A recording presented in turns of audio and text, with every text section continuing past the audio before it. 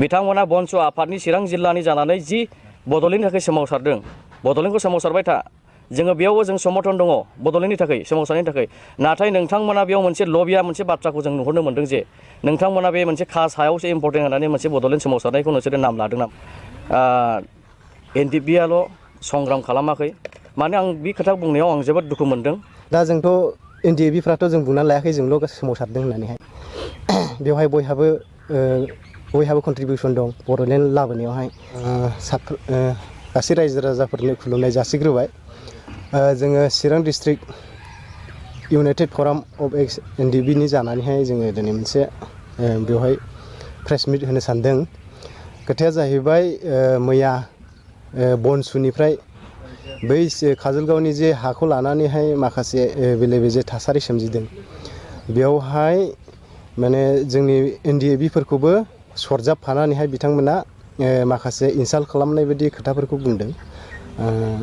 दा जोङो बेवहाय सिदायै बुंनो सानो दि जों NDFB हिसाबै बे हानि सायावहाय जोंहा जेबो लोब्बा गैया बेयो पार्सनेल प्रब्लेम बेवहाय सोर मा खालामदों सोर मा जादों बेखौहाय जों जेबो मिन्थिया खिन्थु बे खोथाखौ लानानैहाय बिथां BoNSUनि जि सोद्रोमाफोरा बिथांमोना बुंदों जे NDFBफोरखौबो माने लोब्बा दंनाय बायदि माने दाय होनाय जादों आरो दा खोथाया जाहैबाय जों बेवहाय रावबो जेबो इनभल्भ गैया आरो बियो मोनसे बिथांमोननि जि बुंनाय बे खोथाखौ लानानै जोङो गाज्रि मोनदों मानो होनब्ला बिथांमोना बुंदों जे NDFBआल' सोमावसाराखै होननानै दा जोंथ' NDFBफ्राथ' जों बुंनानै लायाखै जोंल' सोमावसारदों होननानैहाय बेवहाय बयहाबो कन्ट्रिबिउसन दं बड'लेण्ड लाबोनायावहाय बयबो दावहा नांदों बयबो थै जिउ बावसोमदों जोंथ' गासैबो NDFBआल' लाबोदों होननानैबो बुंनानैबो लायाखै खिन्थु बिथांमोना जोंखौ बेबायदि सरजाबफानानै जोंखौहाय माने इनसाल्ट खालामनाय बायदि जादों आरो बेखौ जोङो गाज्रि मोनदों उनाव जाहाथे बेफोरबायदि खोथाया ओंखारा बिदि गोदाव सोराव खोथाफोरखौ बुंनो नाङा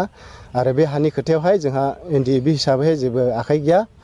लोब्बा गैया बेखौल' जोङो बुंनो सानदों आरो गिबियावनो इउनाइटेड फराम अफ एक्स NDFBनि जानानै आं गोसो गोरबोनिफ्राय गोजोननाय जासिहरग्रोबाय थांनाय 23 तारिख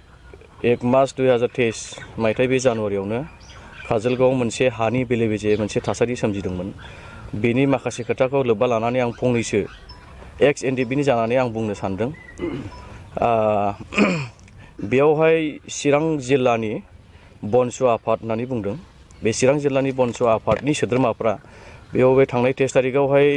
बेलासिनि 3टायाव माने प्रेस मिट खालामदों दा बेवहाय जोंखौ बुंदों जे NDFBआल'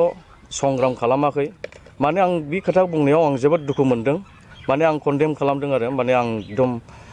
निन्दा खालामदों बिथांमोना जाहाथे बे खोथाखौ बुङा बिथांमोना बिदि बुंनो थाखाय जोंनि सायाव मा अधिकार दं जोंनि सायाव जेबो अधिकार गैया बिदि बुंनो थाखाय दा आं बिथांमोनखौ खावलायदों बिथांमोनखौ आङो स्ट्रिक्टलि आङो बुंदों जे जानला मोनला खोथाफोरखौ माने बेबायदि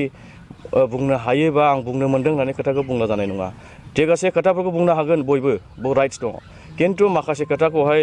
मिथिया लाबा खोथाखौ बुङोब्ला बेयाव जानाय नङा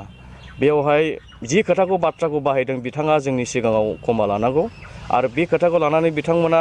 दिनैहाय संग्राम खालामदों जों बेबायदि खोथाखौहाय जोङो बुङाखै NDFBआ दा बिथांमोना जोंखौ बेबायदि स्टाइलाव बुंदों बिथांमोनाल' संग्राम खालामदों नामा NDFBआल' खालामदों नामा गबिन्दआल' खालामदों नामा बे खोथाखौ उल्लेख खालामदों बिथांमोना दा बेयाव जोङो स्ट्रंलि बिथांमोनखौ जोङो निन्दा खालामो जाहाथे बे बाथ्राखौ बुङा बे बाथ्राखौ लानानै बिथांमोना क्षमा बिनांगौ जोंनि सिगाङाव प्रेस मिटनि गेजेरजों आरो नेक्स्ट टाइम जाहाथे बे खोथाफोरखौ बाहाया बेखौ आं खावलायदों बिथांमोना BoNSU आफादनि चिरां जिल्लानि जानानै जि बड'लेण्डनि थाखाय सोमावसारदों बड'लेण्डखौ सोमावसारबाय था जोङो बेयावबो जों समर्थन दङ बड'लेण्डनि थाखाय सोमावसारनायनि थाखाय नाथाय नोंथांमोना बेयाव मोनसे लबिया मोनसे बाथ्राखौ जों नुहुरनो मोनदों जे नोंथांमोना बे मोनसे खा सायावसो इम्पर्टेन्ट होननानै मोनसे बड'लेण्ड सोमावसारनायखौ नोंसोरो नाम लादों नामा नोंथांमोना बे बड'लेण्ड सोमावसारनायाव बे खा साया जोंहाबो राइट दं BoNSU आफादनो होनांगौ बे बाथ्राखौ बुंदों मा जाखो नोंथांमोननि बे बड'लेण्ड सोमावसारनाया बेयावहाय बेबायदि खोथा बुंनाया नोंसोरहा खुनु मोनसे मोजां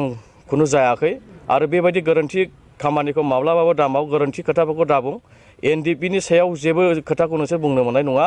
जोङो NDFBआ मोनसे नन पलिटिकेल पार्टि हिसाबै जोङो दङ नोंथांमोनाबो नन पलिटिकेल पार्टि हिसाबै नोंथांमोनाबो बड'लेण्डनि थाखाय सोमावसारदों सोमावसारबाय था नोंथांमोननि लामाजों थांबाय था जोङो बड'लेण्ड बिनायावबो जोंबो समर्थन दङ नाथाय बेबायदि खोथाफोरखौ बुंनायाखौ दिनैनिफ्राय नोंथांमोना गोजानाव थायोब्ला मोजां आं बेखौ खावलायहरदों नोंथांमोना BoNSU आफादा जुदि बेबायदि खोथा बुंबाय थायोब्ला नोंथांमोननि माखासे लबिया बाथ्राखौसो देखायनाय जागोन दा आङो नोंथांमोनखौ खावलायदों नोंथांमोना जोंनि सिगाङाव बे बाथ्राखौ क्षमा लानांगोन आरो भबिष्यत बे बाथ्राखौ नोंथांमोना बुंनो मोननाय नङा बेयावहाय बिथांमोना जोंनि सायावहाय बा जोंनियाव खुनु सोंहरनाय गैया सोंहराखै बिथांमोना पार्सनेलिटि माने एटाक सोरखौ खालामदों खालामबाय था जोंहा बे बुंनांगौ खोथा गैया सोरजों हा सेलायदों सोरजों सेलायाखै ना BoNSU आफादजों सेलायदों ना सोरबा MLA MP जों सोरजोंबा ना डिपुटि बा सोरबा CM जों बेयाव जों जेबो बुंनांगौ खोथा गैया जोङो बिथांमोनजों मा बुंबाय था किन्तु दिनैहाय जोंनि एक्स NDB खौहाय बिथांमोना नाम होनानै NDFBआल' बेयाव मोननांगौ नामा हाखौ बे खोथाखौ बुंनानै जोंबो BoNSU आफादा मोननांगोन बे बाथ्राखौ बाहायदों आरो बिथांमोना BoNSU आफादा मोनाब्ला जों कर्टआव फाइल खालामगोन होननानै बे खोथाखौ बुंदों